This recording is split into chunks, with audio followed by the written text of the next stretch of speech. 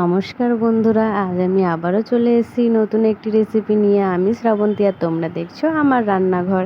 তো আজকে আমি বানাবো হচ্ছে পাঁচমিশালি তরকারি মাছের মাথা দিয়ে। তো দেখতে পাচ্ছ আমি সবজি কি নিয়ে নিয়েছি। ভেন্ডি, ক্যাপসিকাম, আলু, গাজর, বেগুন, আর এই ডাঁটাগুলো হলো লাল শাকের ডাঁটা, আমি সেগুলো ফেলিনি, রেখে দিয়েছি। আর মাছের মাথা। আর মশলার জন্য হলো গিয়ে রসুন, আদা, লঙ্কা, পেঁয়াজ যেমন নেওয়া হয় তেমনই। তো দেখতেই পাচ্ছ আমি কড়াইতে তেল গরম বসিয়ে দিয়েছিলাম, তার মধ্যে একটু লবণ আর হলুদ দিয়ে আমি আলু আর গাজরটাকে ভেজে নিচ্ছি। ওটা হালকা ভাজা হলে ওর মধ্যে আরও সবজিগুলো দিয়ে দেব। আর আজকের রান্নাটা একটু অন্যরকম করব, মানে সব সময়তে করা হয় যে ভাজা করে তুলে নিই সবজিগুলোকে, তো ওই তেলে আবার মশলাটাও ভেজে দিই। তবে আজ আমি মশলাটাকে ভেজে দেব না, এই সবজিগুলোর মধ্যেই দেব।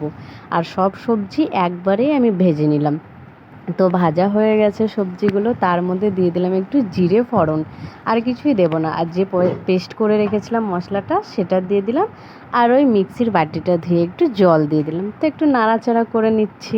তারপর আমি দেবো গিয়ে হলো গুঁড়ো মশলার মধ্যে তেমন কিছু দেবো না, শুধু লবণ দেবো আর হলুদ দেবো। আজকে আর তেমন মশলা অন্য কিছু দেবো না। আর এই মশলা আমি আদা রসুন আর পেঁয়াজটাও দিতাম না, কিন্তু মাছের যে গন্ধটা সেটা না হলে যাবে না, তার জন্য আরও রসুনটা দিতে হয়েছে। তো মাছের মাথাটা দিয়ে আমি ঢাকা দিয়ে দিলাম।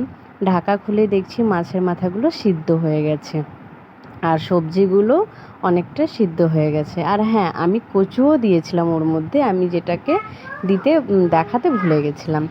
তো হাফ আমার রান্না তো হয়েই এসছে। একটু নাড়াচাড়া করে আমি আবারও একটু ঢেকে দেব যাতে আর একটু সিদ্ধ হয়। তো দেখো জল ছেড়ে দিয়েছে নিজের থেকে, আমি কোনো জল দিইনি এর মধ্যে।